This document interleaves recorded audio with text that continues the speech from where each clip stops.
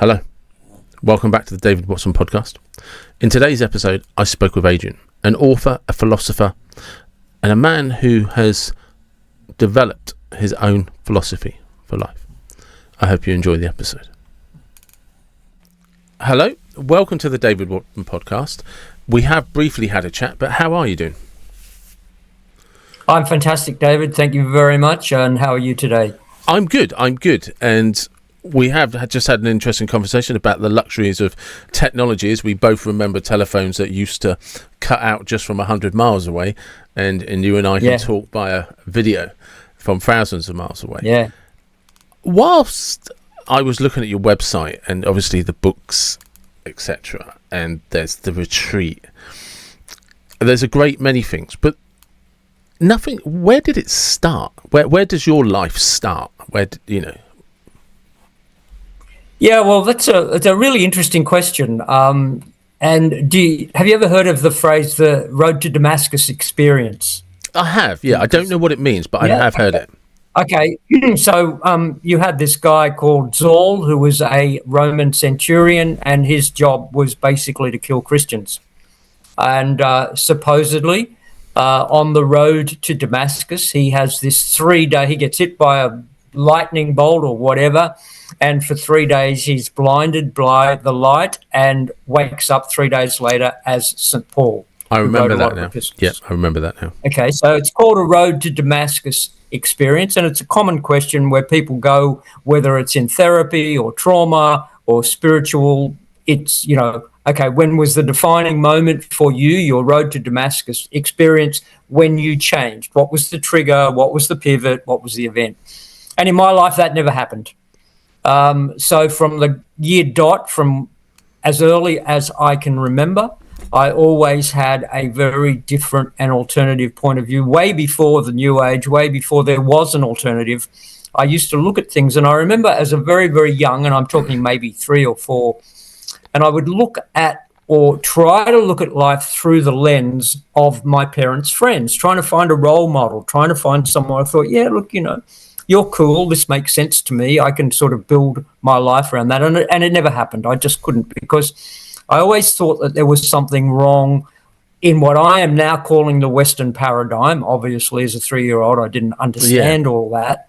But and so that started me on this quest to understand life, to question life, and to build a philosophy that I believed worked, meaning that it worked in terms of making my life here now better, not something for a hereafter, not a religion, not something that was metaphysical or spiritual or, written in a book. I wanted it to be very pragmatic and practical.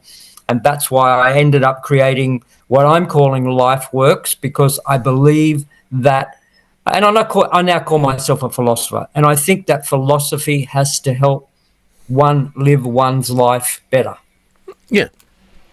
No, I agree. So when you were growing up, where was that? I grew up in Sydney, Australia.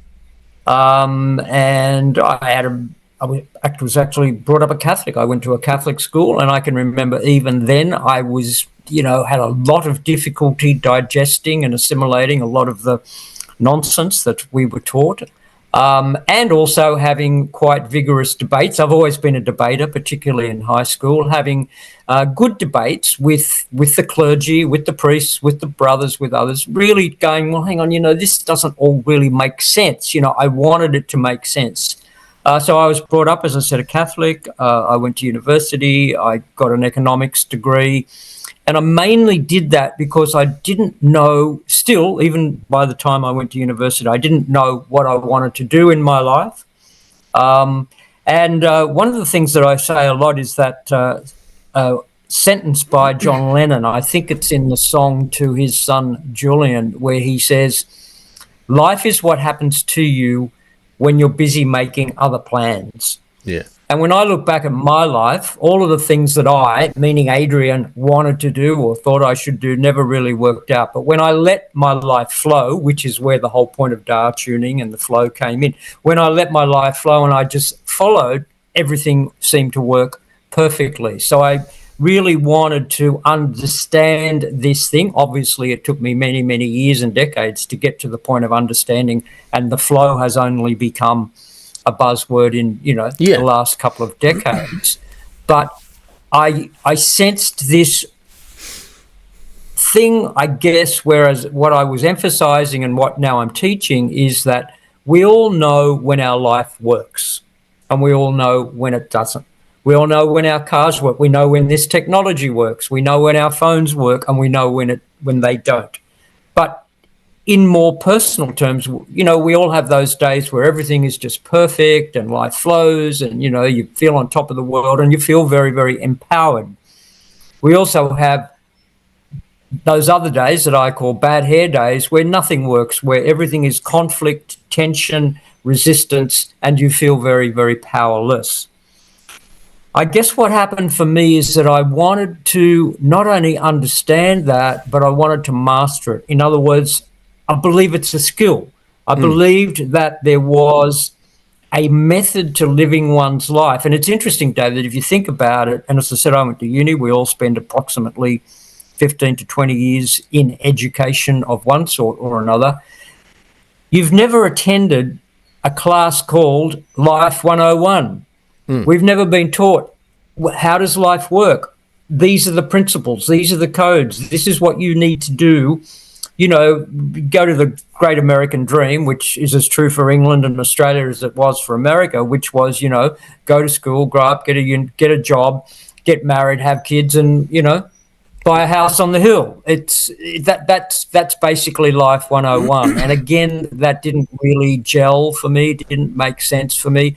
And the thing that also I looked at was that I noticed that people were not genuinely, deeply happy with their lives, a lot of people. And so I wanted to, not necessarily to be an evangelist or an altruist, but I just thought I really want to work this out, because I think that life intrinsically is successful and is happy. If you look at nature, if you look at the stars, to subatomic particles, to animals, to plants, life seems to work really well. Yeah. But if we look at humanity, either individually or collectively as a species, more and more so now, it definitely isn't working. WHO has declared that the current Western epidemic is loneliness, depression. So once again, I think, we live in the most amazing civilization. As you said before, we have this technology. You and I are able to have this conversation from one end of the planet to the other, where we live in a very, very affluent and abundant world. Yet the number one disease is loneliness, depression. We live in the most connected society. We're connected every day, all day, digitally, yet people have lost that ability to connect one-to-one from their hearts, from their souls, from their inner psyche, And so more and more as I grew up, and particularly in my elder years, I thought, no, there's got to be a better way, that we're in this, we've gone on a detour and we're going down a dead end. And unfortunately, I believe at the end of that dead end is a cliff, and like lemmings, we're just being herded over the edge. So I'm very passionate about getting people to understand that there is a better way to live one's life. It's interesting. I often on the podcast, I say to people, and I probably sound like a stuck record, because I talk about my growing up in the 70s and the 80s, and I describe it as simpler, not easier. And that it was literally the lack of technology and the ability to learn that it's okay to sit in boredom. And because you could sit in boredom, you would go and wander off as a kid and walk 10 miles because somebody said there was something somewhere and you had nothing else to do. So it was an adventure to go and do it, and you were excited about it.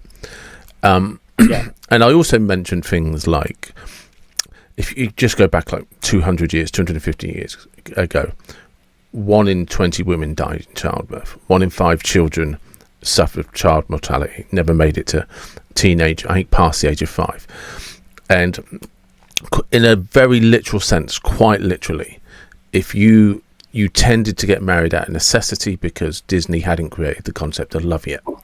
And we did things out of necessity. But with that, there was a literal gratitude for food on the table and a roof over your head. Yes.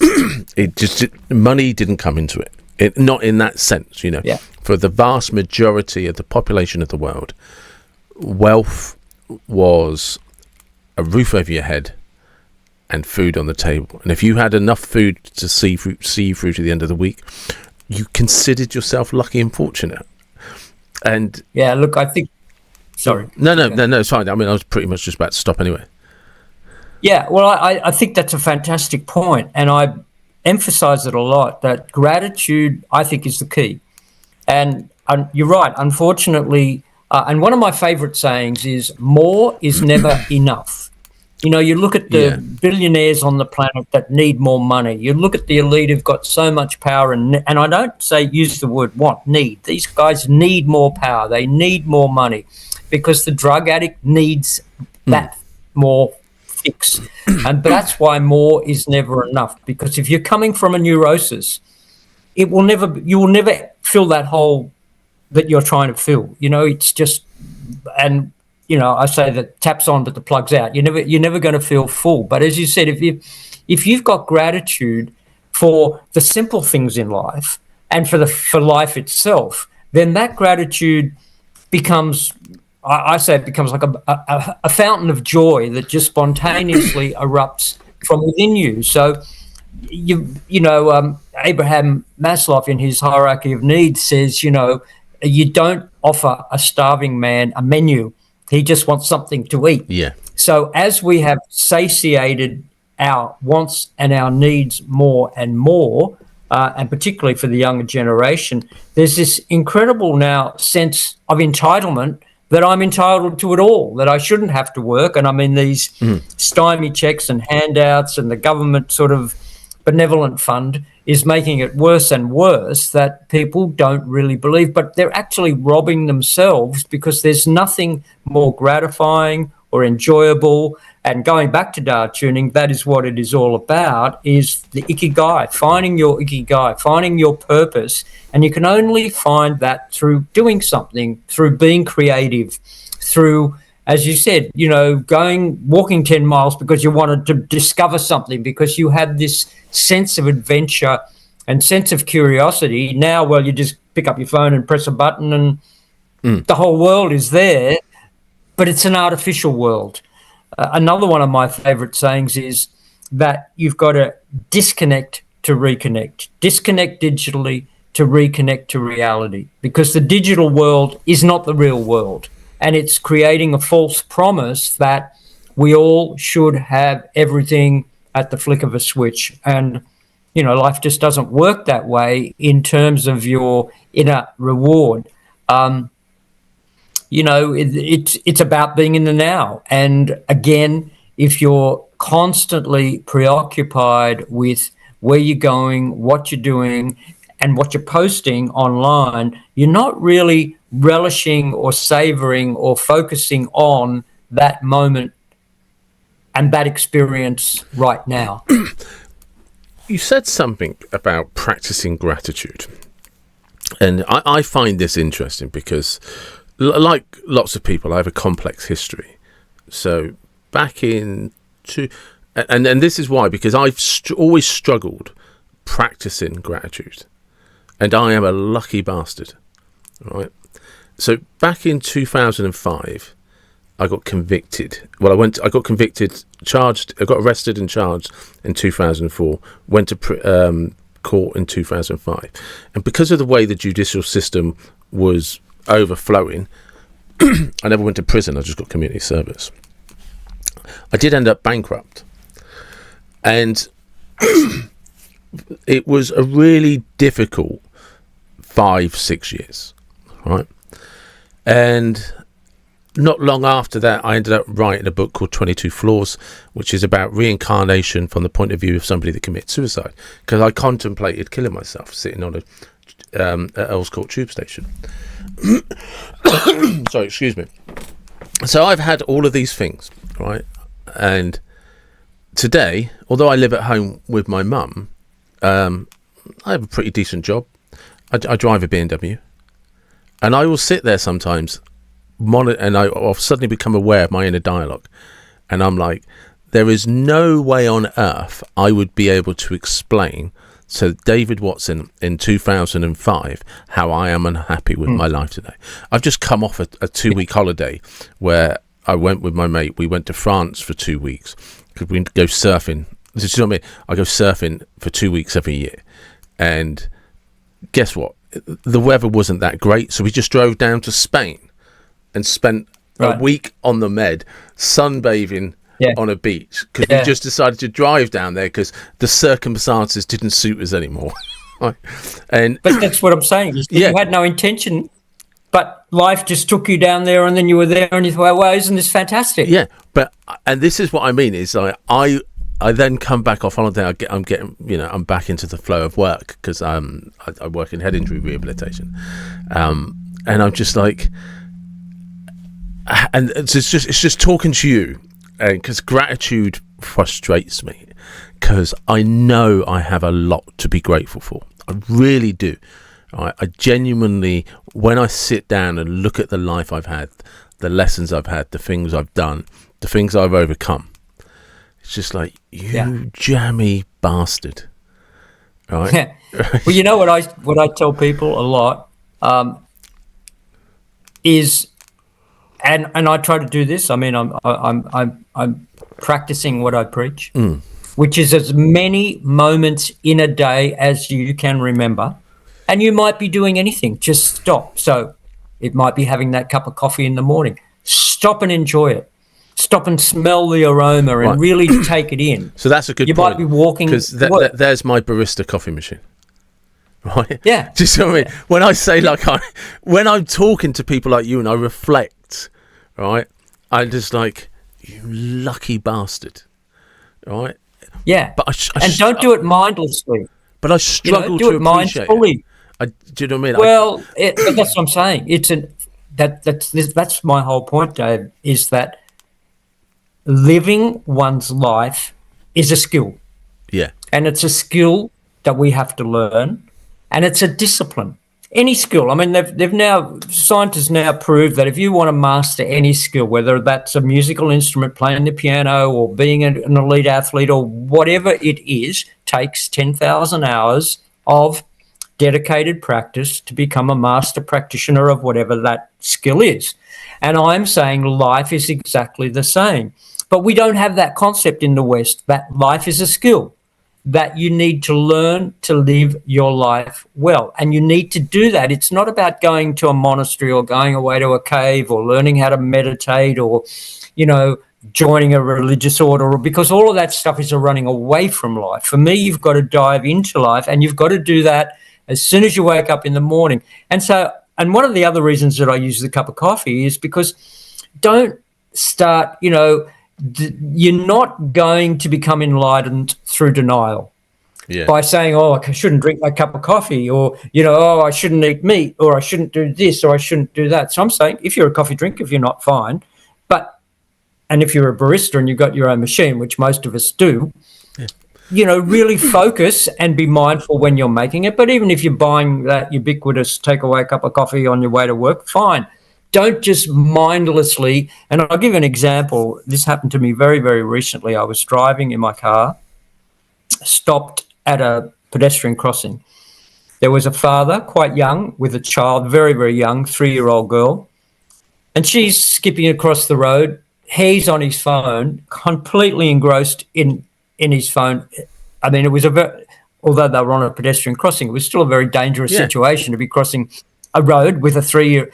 But he was completely distracted, and that's what I'm saying. Disconnect digitally to reconnect. So rather than him being totally focused and mindful on the joy of taking his daughter to school or wherever, whatever they were doing is irrelevant. The fact is they were having, 5-10 minutes together, and then she'd be in school and he'd be off to work, whatever their day was.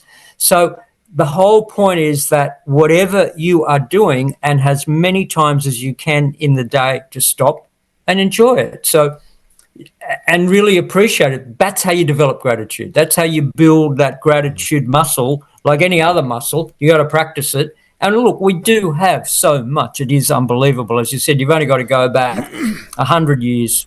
You don't even need to go back 250. You only need to go back, say, well, let's say 100 to the Great Depression and the World Wars and all of that. I mean, our lifestyle is unbelievable. You just can't compare it to any other generation ever.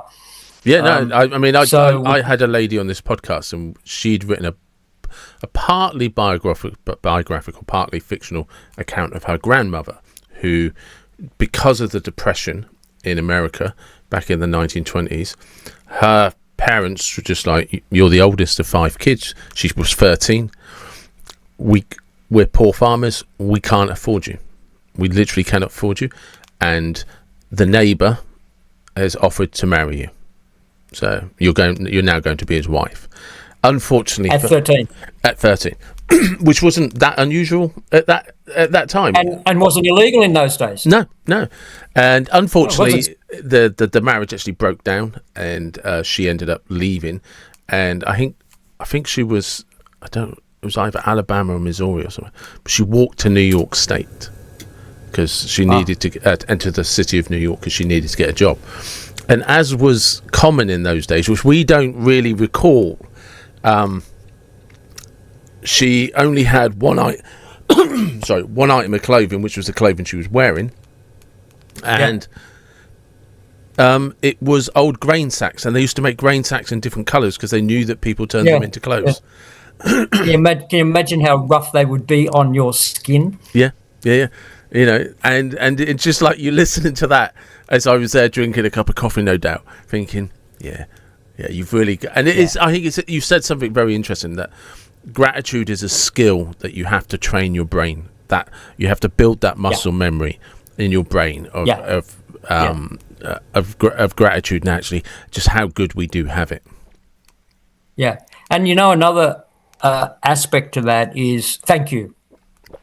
Training yourself to say thank you. Training yourself to say please. Now, I know it's old-fashioned, and I know that these days it's probably very unwoke. But it's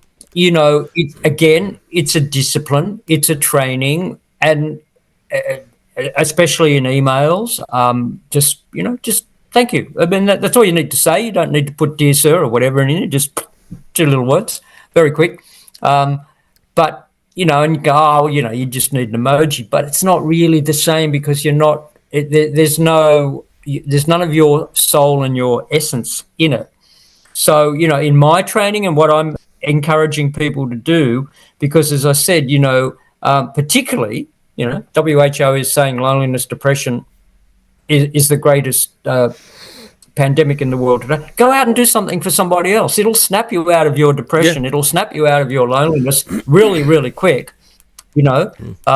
So do something for somebody else. Or if you're feeling down, go and find someone who's not as well off as you, and you will immediately start to appreciate what you do have. So besides gratitude, I think appreciation is a really important thing. So I train myself to, because this is more neurological now, to really train my perception to seek moments of beauty, whether that's a sunrise or a sunset or a flower, so that I just stop and focus on that aspect, so that I'm training my perception and I'm training my appreciation, which then becomes gratitude and becomes joy. So there's a whole neurological, psychological matrix and causality that follow each other, but you need to get in there somewhere. You know what I mean? You can start with gratitude, you can start with appreciation, you can start with focus, but it is all about, mindfulness, being in the moment, focus, not being in the past, not being in the future, not always anticipating where am I going to next, what am I having to dinner when you're at work. If you just train yourself to live in the present moment, your life will be so much richer, and I think you just have a completely different life. You lead a completely different life. So What are the like the laws, principles, and codes that you teach? Okay, so the first one is so I say there's 7 principles of flow. So I guess I need to define flow. So flow is a buzzword, it's, management psychology, elite athletes, all this sort of training is get in the flow. I call it the zone of flow because basically what we are being taught is that the flow is only achieved in peak experience. In other words, whether you're rock climbing or something that's an extreme situation. And I, as I said before, totally disagree with that. I'm saying that life is a skill, and that if you learn that skill, you live in what I am calling the zone of flow, meaning that your life will work better. So there are 7 principles of living in the zone of flow, which is one is to live with conscious awareness, which is what we're talking about, this focus, being consciously aware of where am I, what am I doing, I'm talking to Dave, I'm doing a podcast. In other words, be here present and be really consciously aware of what's going on. A la that experience of that man on his phone, he was not consciously aware of what his daughter was doing. 2 is living in harmony with natural law. So I am saying that there are universal laws throughout the universe, not just for us, not just for human beings, for our lives, and that we need to learn to live in harmony with those laws. 3 is to live with grateful, and this is where the gratitude comes in, voluntary and willing acceptance. I have a formula which is what is equals what is. In other words, what is. So learn to accept what is, because you can't change something, and that is not to be confused with complacency or smugness or being arrogant, but you can only start to change your life once you acknowledge what is. So voluntary and willing acceptance of what is gives you the ability and the power to change it. The 4th one is honor the law of your being. And this is a really hard one for most Westerners to get their head around, which is that every single individual and every single species has a law of their being, which dictates your reality. And you need to learn to listen, to turn within, as opposed to always listening, particularly today with the false narrative, the misinformation, the disinformation, that, we're constantly being bombarded by so much untruth that it's very, very hard and that's going back to this mental illness, which is now all over because it's confused. I mean, you think about it. When you're confused, when you are not clear, you can't find your way. It creates anxiety and it creates a lot of angst within your soul and your mind. So being clear, which is voluntary acceptance, and listening to the law of your own being so you know what is right for you, getting clear. The next one is being true to yourself. Now, again, in the Western paradigm, we're taught that is selfish, that we shouldn't put ourselves first, that we should always put somebody else first. But I think you can't work that way. You've got to know what your truth is. You've got to know who you are, because you can only give what you've got. If I've got no money, as you said before, you went through a stage of bankruptcy, you didn't have a lot to give. No. Okay? So you have to have something to give. You have to have joy to give joy. You have to have money and wealth to be able to give. So it's very, very important, I think, to start with yourself and to be responsible for who you are first. And then the next one is the joy of self-expression. In other words, be creative. Don't be a sponge. Don't take but give. Once you know who you are, once you know the law of your being, you know what your purpose is. You know what your gift is. And you can express that with the world. Obviously, you're doing these podcasts because it's something that you're passionate about. It's something that you want to give back to the world. You've got another job. And so I think we all have this purpose, this ikigai within us to find, which is our passion, which is our joy, but it's also our gift. Yeah. If you think about it, it's an opportunity to give back. And the last one is being now, which is being in this moment, in the sanctity and the purity of what is right now. And I think it's very simple. I mean, none of those principles are complicated. As I said before, you don't need to go away to a cave. You don't need to go to a monastery. It's not arcane. We have created so many unbelievable spiritual and religious systems that are so complicated. And I guess what I'm trying to say is life works when you attend to life, when you seriously make your life work and engage yourself in what is going on right now, all of that falls away. And it becomes very, very simple, very, very enjoyable, and a very, very lovely journey. So that is the flow to me. And then that flow is like you said that you know, not everybody has surfed, but once you've experienced that wave, and you know that moment when you get on the wave and it carries you. Yeah, the power of the wave carries you. Right? There's that instant when you know, right, I'm on the wave. Yeah, there's a point. You know, and you've got to work to get to that point. But once you're on that point, then you've just got to balance because the wave is doing the work.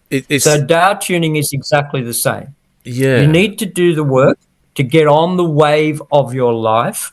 But when you're on the wave of your life, you want to ride it, you want to stay on it, you want to balance it, you want to try and hold that flow for as long as you can. Look, we all get dumped, as you said, you know, whether it's, you know, being arrested or a marriage breakup or going bankrupt or car accident. We all get dumped. You know, the wave comes along and crashes us. You got to get up. You got to get on another wave. You know, I mean, it's the same if you're out in the surf.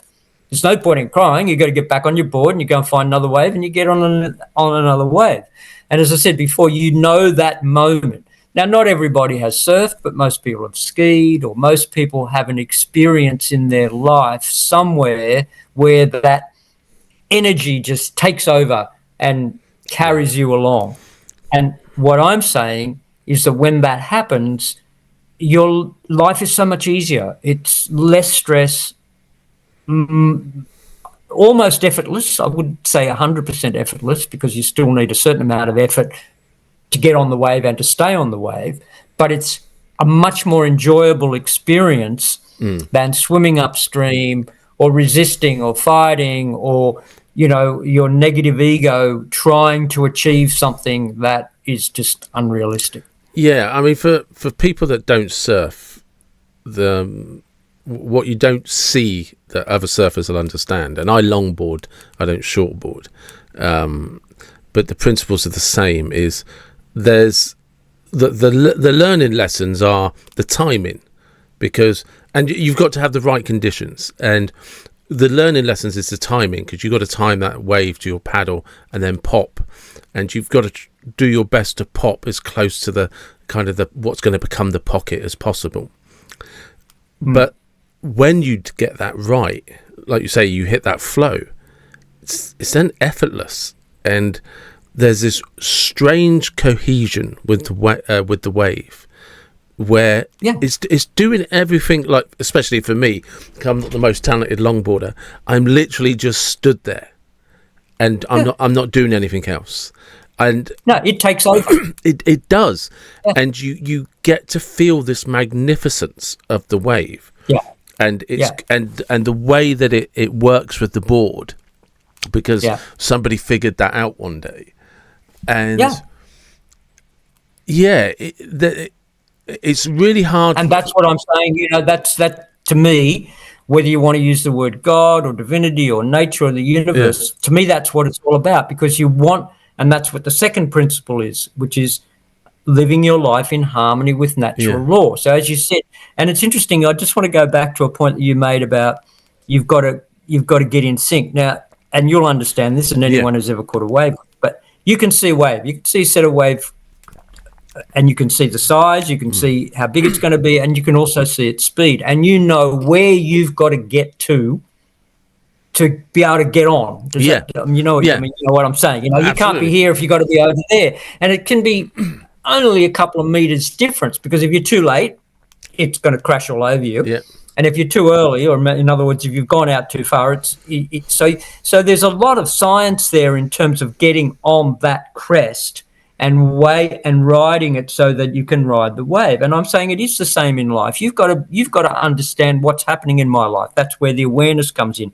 Okay, because, and particularly in the book, I talk a lot about timing, because going back to what you were talking about before in this lack of gratitude, we're also very restless. We also want it all now. Yeah. And so we've become impatient. This digital connection has made us very, very impatient. I want it now. And so we don't wait. And so we force things too much, and they're premature. And so often in life, you can see this wave coming of whatever it is. And we're not talking about surfing anymore. We're talking about our daily life. So, it might be writing a book, or it might be whatever it is. And the wave is coming, but you've still got to be patient and wait for that right moment, exactly the same as getting on the crest of the wave, for that wave to be successful and carry on. That's what Tao tuning is all about. It's learning, okay, how do I do this? How do I ride the wave of my life? How do I see the waves coming? How do I know what's happening? How do I then time myself to be in harmony, to be in sync, so that wave? Because we all know that in our lives, for example, what I would call a meta wave will last decades. Yeah. When we talk about our profession, or we talk about a relationship, or we talk about a lot of things, the really big things in our lives. So you want to ride that wave successfully. And we all know people whose lives are just a constant disaster of lurching from one catastrophe to another. So the waves are always crashing around them. They're not really harmoniously, as you put it so well, is that there's a congruence, there's a joining there, and all of a sudden it's euphoric, because you're not doing it. It's almost like the petty ego has gone. It's so difficult to explain to people, and surfers will understand that there's almost a trauma involved in the paddle out. If there's lots of sets coming through, and you've got the big paddle out, and it can seem so difficult, but the more you practice, the more you gain the strength and agility to glide out a lot better, and you learn to read where the rips are, so they can take you out with, again, in a weird way, nature helping you achieve what you need to achieve. There's a flow where the water has to go out, and if you spot that, you can use that to your advantage. But then, like I said, that's what I'm saying. It's a skill. Life is a skill. You learn the tides, the rips, the waves, the water, the wind, everything. Life is exactly the same, and that's why on the front of the book you'll see this little guy who's sort of surfing there, and I call it cosmic surfing. Yeah. And I don't really care whether people have surfed or not, or skied or not. We have all had that experience, of love, for example, or of a hobby where we've just become totally engrossed in what we're doing for hours, and all of a sudden we look up and we go, what happened? Like time stood still, but we were just totally in that moment, and we feel so refreshed. That same, as you say, it's very hard to, I don't actually know if there is a word in the English language for it. It's euphoric. And it's a very elevating. It's almost like levitating. You know what I mean? It's like the heaviness. I do, because literally, like the reason I because part of me in my head is I literally can remember this wave that I had in Les Sables in France, like less than a week ago, and probably about a week ago, and this is like, people listening, if you surf, you'll understand it. If you don't, I'm trying to explain to you why it's a good metaphor for life. Because people who have been hit by waves, or dumped is when a wave crashes down on top of you, it's traumatic. You realise how powerful water is, and just how it can move things. And you're not going to do anything. You're going to have to wait, be patient, let the sets die, paddle out. But it's the opposite when you time it perfectly and you're in the pocket of that wave. It's the complete opposite. Nothing has ever been easier. And you can just, like for me, you can just stand there and in a moment of stillness, watch the whole world go on around you. and it is euphoric. It's being one. I call it one with. You are one with. Yeah. And that's what tuning is all about. You're, as you say, you're just in that wave. You're in that moment. You're one with everything, and it is almost like there is no time, isn't it? Even though you're moving quite fast. Yeah, it's rapid. Yeah, you're going. This is what's hard for people to understand. It's really quick, but for you in that perfect sweet spot. Yeah, you are. You are being supported by. In the metaphoric would be being supported by the universe, and it's just taking you exactly where it needs you to go towards the beach, and every struggle that's exactly is my literally philosophy. behind you. Every struggle is behind you, and the universe is just taking you forward. But it's a wave. So imagine living your life that way. That's what my philosophy is all about. That's what tuning is all about, that we can actually do that. We can learn to ride the waves of our life, so the universe is supporting us. But there's a huge, big concept there, and that's why I wrote these books and under the Temple of Understanding, because the huge misunderstanding is that life does not support us, that life is not benevolent, that life sucks, or that life is hard. So you have to rewire our brains to go, no, the universe will support you. The universe is benevolent. It can be joyous. It can be a blast if you learn how to ride the cosmic waves of your life. Do you think maybe one of the problems... So there's a fundamental premise there. I was going to say, do you think that one of the problems that maybe people have difficulty with is in the kind of the concept of practice? Because we have moved into this society where the suggestion is 5 minutes a day. No, because you've still got another 23 hours, 55 minutes, and it's that fast food, that quick fix. Can I just take a pill? And as opposed to actually, learning. Yeah, and practicing, because like I was saying, when we were talking earlier, and I was reevaluating in the space of 2 minutes where I was, what I've done, and what I've achieved. There's a part of me that's like, yeah, you're a bit of a donkey's ass, aren't you? You've kind of forgotten a lot, and I realised there was this shift in energy in me, because I suddenly realised actually I pretty much have everything I've always wanted, and kind of it came along without me noticing, because I wasn't paying any attention to it.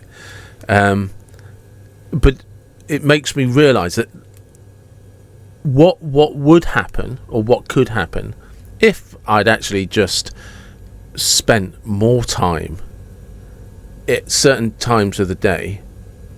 Oh, look, I do have this. How does that make me feel? How grateful am I for that? Yeah. Because, like I said, I was somebody that couldn't be employed, who now runs a care team. Yeah. I was somebody that didn't have a car. Yeah. Well, I now have a nice car. yeah, exactly. And look, what I say is that there are two gifts. So the first gift is the gift of life, which most of us don't really enjoy or appreciate.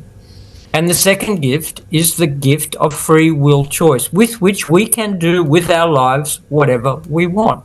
But the basic choice, as you said, we all have that inner critic. We all have that, that voice that keeps putting us down and telling us we're no good and anything that's wrong with us. Or we can not listen to that voice and train ourselves, as I said, to behold the wonder of your life, to behold, and a really good exercise to do is to look at all the things you have done successfully in your life and write them down on a piece of paper. Get a pencil and paper out and write out all the things that you have been successful at. And some people might say, oh, but I've been successful at anything. Well, that's ridiculous, because you're alive. Yeah. So you've been successful at living. You're successful at breathing. You've got to wherever you are today. As you said, you've successfully turned your life around. So if we focus on our successes, if we focus on what's right and good with us as opposed to what's wrong with us, we can really start to rewire our brains, and we can really start to rewire our lives, and we can generate, because we need to generate the waves. That's probably the big difference between ocean surfing and cosmic surfing, is that we need to go down the beach, as you say, get on your board, paddle out, find where the sets are and get on them. In our lives, it's not that simple. You need to create the wave that you want to ride in your life. And let's use the example of this podcast. I mean, you must have had an idea somewhere along the line that you wanted to do it, but you have to actually go out and do something. You don't just sit there and go, well, I'm going to meditate and the podcast equipment is going to turn up and the guests are going to turn. It doesn't work like that. You got to put a bit of effort in. There is actually an interesting story behind that. So I wanted to do a podcast for years. And because I didn't know how to do one, I was always trying to team up with other people. And it never happened. There would always be some... Do you know what I mean? I cannot even begin to tell you how many excuses came as to why it never happened. And it was always because I was letting the other person do everything because I didn't know how to do it. And I was seeing... You didn't feel confident? Yeah, I didn't feel confident. And I felt stupid. Even though it was, that principle you were talking about, you got to live your life for yourself, for you. I felt stupid. What would other people think? And I was going to see it. And not good enough. Yeah, or everything. Like, who the hell do you think you are to do that? Right? Yeah, all that stuff. But we all have it. Yeah, but if I had a partner, if I had somebody to team up with, it'd be fine. Right? Yeah. And I didn't want that isolation of being on my own. Because I didn't know what I was doing. I had no clue what I was doing, and I didn't even know how to start a podcast. And I was a couple of years later. It was during the lockdown. I went back to see a therapist that I'd used before, a lady called Caroline Kavanagh, who kind of very understanding. And I was just talking about these things, and I had this realization that I was always trying to be dependent on other people, because I was afraid of validating myself. And exactly. And that's what the fourth principle is, the law of your being. And once you honoured yourself. And in that moment, I then sent Caroline, I was talking to her in a session. I said, I've decided I'm going to start a podcast, and as it's partially your fault, I want you to be my first guest, please. And so we arranged a date, and then I was talking to another friend of mine, Carlton, explaining to him what I'd done, and Carlton had a podcast. And I explained to him what I was going to do. He said, no, that won't work. And he said, you need to do it this way. So suddenly the answers just appeared, because I'd made the decision to do it. Yeah, but you made the decision first to go ahead. Exactly. And I then, once I'd done that, I then just did the first podcast with Caroline, edited it, put it out there. As you can imagine, not the same level as it is today, but it was good. And then it was just like, okay, well, I've now got to figure out a way to get guests. So just ask people at the end of every show, if you know anyone that would like to do the podcast, could you do an introduction? And I would randomly call out people, just message people, sometimes as many as 50 emails or DMs in a week, and get no replies. And it became frustrating after a period of time. And there was a period of time, I think it was last year, where I'd done like one podcast once a month, and I don't know what it was. I just made this decision that if I couldn't get it solved by January or whatever, I was going to knock it on the head. I don't know why I started doing it. I just started writing down every day in this book, one page, the David Watson podcast is getting bigger and bigger, and and I just wrote this affirmation down, and out of the blue, I had people like TJ, who connected you and I. Just somebody from New York said, "I've got this author. Would you be prepared to speak to them on your podcast?" They emailed me out of the blue, and I was like, "Yeah, I'd love to." And then that was at the beginning of October. I don't know where it came from. I don't know how they found me, but by the end of October, I was booked up till January.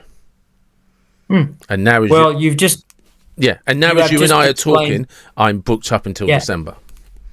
Yeah. Okay. So you have just explained perfectly what I am talking about. So I call it decisions determine destiny.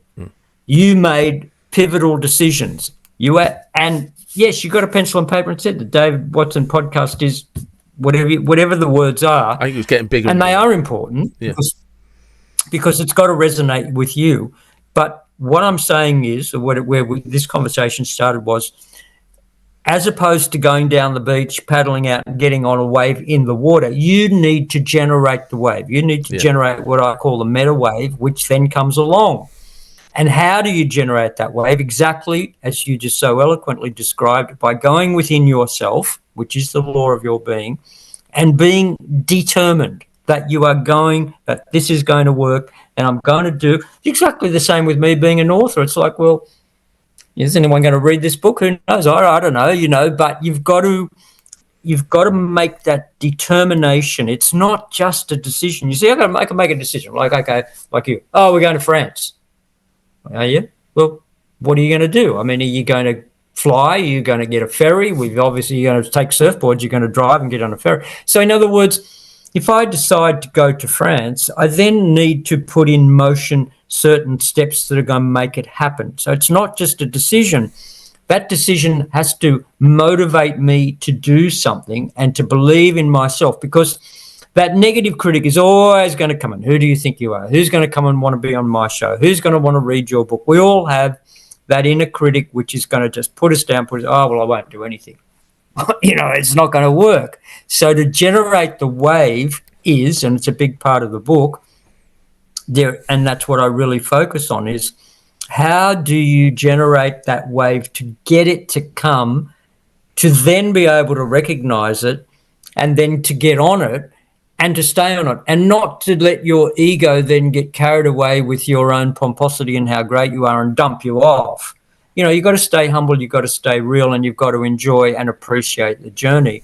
But the first thing, as you just said, is you've got to really focus on, this is what I want to do, and I'm making a decision that I am going to do it, and I don't need to depend on anybody else, because as long as you had that mindset, which was, oh, well, I need to do it with someone else because I'm not good enough, well, it was never going to happen. No, exactly. And if it did happen, you would be on somebody else's wave, and you might be the technician or whatever, but it's not gonna happen in terms of what we're talking about, which is, and I'm sure, but you can correct me if I'm wrong, that this is now a very gratifying part of your life and of your therapy, 100%. to believe in yourself and to become and so what my goal and the goal of LifeWorks and our tuning is that I want to be a better version of myself every moment than I was before. It's not about comparing yourself. It's not about being the greatest author or being the greatest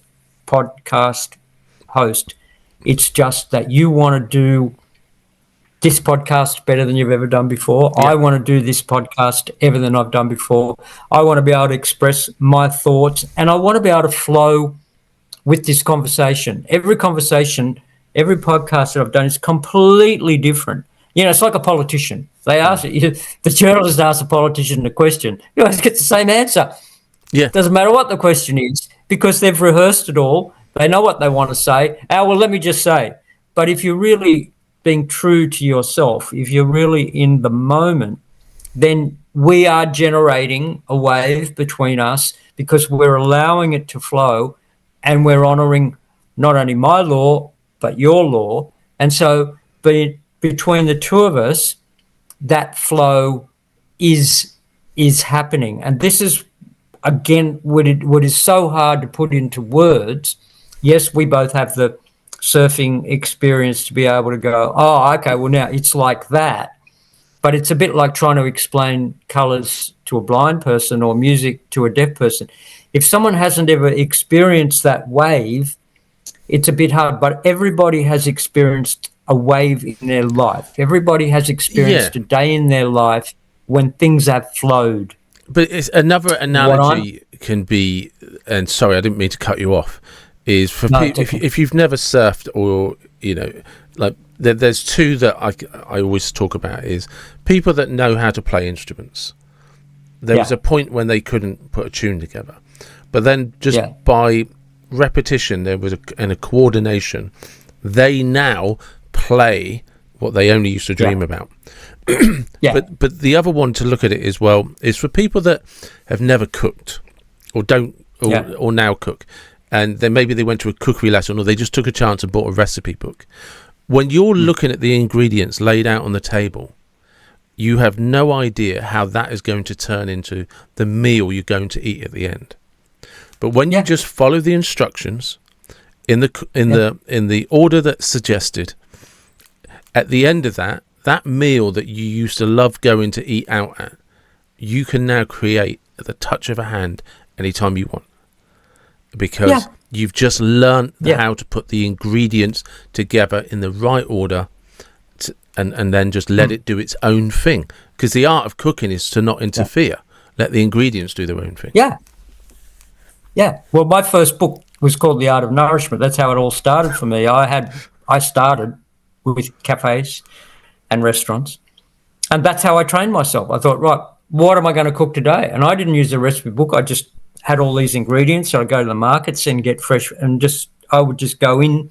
I mean, obviously I did a lot of meditating and stuff, but I trained myself, as you just said, to listen to the ingredients and just put myself into a space where I could just flow, and then, wow, I could make something new. But you're right. I mean, cooking, it's a great that you brought it up, because if people are great at making excuses. So, I don't know how to surf, or I don't play a musical instrument, or I don't know how to do this. But everybody can cook. Everybody can walk into a kitchen and create the most humble meal. But if you just, what I like to say is, get yourself out of the way, stop thinking, be mindful, focus. Yes, if you need a recipe, follow a recipe, but just completely engage and immerse yourself in that process with a glass of wine, if you like. And then, as you say, lo and behold, and it'll taste 10 times better than any restaurant or master chef, because you have created it for yourself. Yeah, absolutely. And it's funny, like I said, it's been a very good reminder for me, because like I said, I've been caught up recently, far too caught up in what I'm not happy with, and like literally just overgoing this again, realizing, but you've also stopped that practice that you used to do. And when you did that practice of, just like I said, being grateful, focusing on what I wanted, and what steps was I taken towards it. Oh, look, it all fell into place. And I like I said, I like, sometimes I enjoy talking about how it all came about with the podcast, because I can't explain what happened. I don't know how these publicists in New York found me. And like I said, within a couple of weeks, they must have all been talking to each other on the circuit, because they don't work for the same company. That's the universe. Yeah, that's what I'm saying. That is the magic of the universe, that we have got this paradigm completely wrong, where we believe that life is against us, or that life is hard, or that life doesn't have our backs. The whole principle of life works, Dao tuning, my philosophy is that this is a benevolent universe, and it will support you if you just have a go. If you put yourself out there and get rid of this lesser than, I'm not good enough, who's going to listen to me? And look, as you say, just go back to the kitchen. At the end of every day, my ultimate joy is just I'm going to do it as soon as we finish this podcast, go upstairs, have a glass of wine, put some music on, and cook myself dinner. I have absolutely no idea what I'm going to cook, but it will be determined by the ingredients, how I feel, what's happening, and then I'm going to have a beautiful meal, because, as you said, I've trained myself. I've owned many restaurants and cafes, but that's irrelevant. The point is that anybody can teach themselves how to cook, and anybody can teach themselves how to have an enjoyable and successful life. The methodology is the same. Believe in yourself. Listen to yourself. You don't need to know how TJ appeared, or how the agents appeared, or how you and I ended up having a conversation. That's to be honest, it's none of our business. We don't need to worry about that. That's the universe's problem. It is. My problem and your problem and everybody's problem is, what do I want to achieve in my life? Who am I? What is my gift to the world? How do I want to express my own inner self, my divinity, whatever you want to call it? and then the universe will come along, that wave will appear. And then the second thing is, okay, you've got to recognize the wave. You've got to have the guts to get out there and go, oh, okay, all these people are turning up. I need to interview them. Yeah. It is. And I'm just conscious of time, and that's probably a really good place to stop. But I'd just like to ask one last question, because it's just a random question. There's no need for it at all, which is why I love it so much. And it just requires everybody to, well, for yourself, to use your imagination and imagine you had some magical time machine. Okay? And you can go anywhere you want in history, anywhere, at any time, any place. Where would you go? Why would you go there? What car or what form of transport would you take? And what music would you be listening to? Does it have to be past, or can it be future? Anytime, any place, any when. Entirely up to you. Okay. Well, for me, it would be future, because I'm much more interested in where humanity is going than to where we have been, because I really believe in the evolutionary principle of the universe, and I believe that it is only going to get better. I'd probably say about 150 to 200 years. So what are we talking about? 20 to 200, maybe, something like that, 2250. I wouldn't really matter to me the country. I think, because hopefully by then I think the planet, the Earth, will be one whole united race, certainly not under the thumb of the elite. What vehicle would I use to get there, or when I'm there? Whatever suits you. Okay, well, I think by then, I often fancy this, that I would like to be able to transport myself without a vehicle. So I'd like to be able to just go, I guess, your classic Dr. Spock time, zoom me up type thing. Yeah. So whatever that is. Beam me up. Yeah. So transportation, I don't know. So I can go, right, I'm just there. I don't actually need a physical vehicle, but I can be physical when I get there. The music that I would be listening to, another thing that I do want to emphasize to people is to trust your intuition. Just ask the question, it'll come. Imagine. So I've just asked the question, immediately I got the answer, imagine. So that's the way. So I'd like to be listening to imagine all the people living in the world. And I really believe that I think we will go through a fairly tumultuous time. I'm not sure how long that will last, but I do totally believe we will come out of that into, and if you go through the lyrics of Imagine, I don't think there will be a religion. I don't think there will be poverty. I think humanity, because all of my work is based on the belief that humanity is about to go through this most marvelous quantum leap spiritually, and that we're going to get there. There's a lot of doom and gloom and negativity and a lot of power play at the moment with the elite trying to take over in a dystopian future. Look, as I said, we'll go through some sort of turmoil, whatever it is, but I do believe we'll come out at the other end. That's why I've given it 150 years. And I often say, even on the podcast, I'm not writing for today. I'm writing what I believe will be the way people will live in 100 years or so. So, 150, 200 years, I think we'll have matured a bit. It's a bit like we're in our rough adolescent stage right now. Yeah. And hopefully in a couple hundred years, we'll be a bit more mature and a bit happier. And,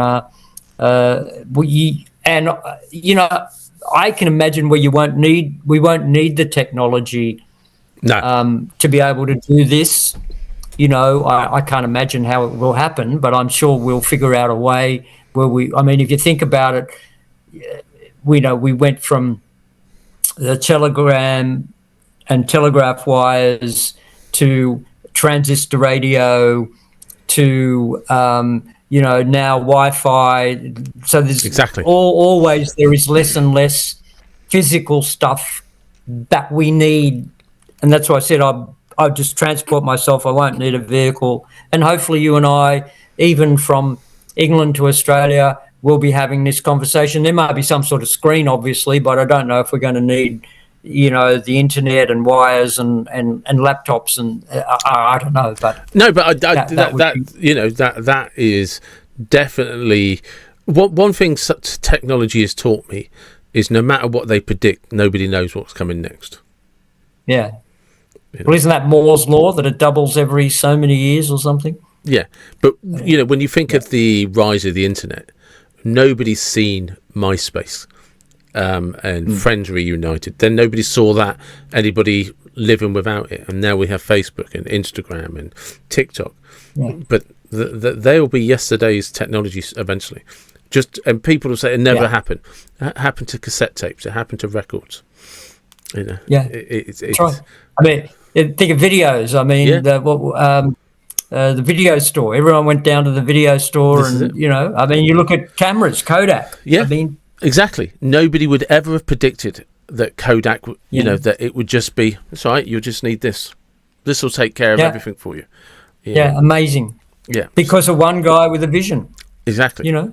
Steve Jobs had that vision, and he just knew that I want this thing that people can have a phone, a little that is just going to connect everything. I mean, it was because he was a true visionary, Yeah. My vision is that we will live harmoniously together, respecting each other, and all having a very, very happy, joyous life. But I don't believe that we need religion to do that. I do believe we need to be spiritual. I believe that we need to have sanctity and to respect each other. But above all, I think we need to really respect that individuality, which is the gift of life, and not become clones, not become just carbon copies or cookie cutter, AI versions of humanity. I think the individuality of the self is the gift. That's what we need to really honor and respect. And it's amazing, in those decisions that you were talking about of doing it yourself, when you really honor yourself and you know that I can do this, and you go, where did all this stuff come from? How did these people find out about me? Yeah. But they did. Exactly. Because you believed in yourself. And that's the perfect place to stop. Adrian, thank you very much. Very I much. Really, really enjoyed this. It's been absolutely brilliant. Good. Thank you very much, Dave. Lovely to speak to you. And that was Adrian. And I love talking to him. It has been really insightful to just reflect on a personal level how far I've come, what I've achieved, what I've done. Maybe in life we don't do enough. And I'm definitely going to write down a list of all the successful things I've done in my life, everything I have been successful at, especially the small details, because they add up. And when they add up enough, you realise that you've probably achieved much more than you've ever given yourself credit for. And on that note, and with the dog in the background, thank you very much, as always, for listening, for tuning in, for your support. And wherever you are, whatever you believe, please take care and be blessed.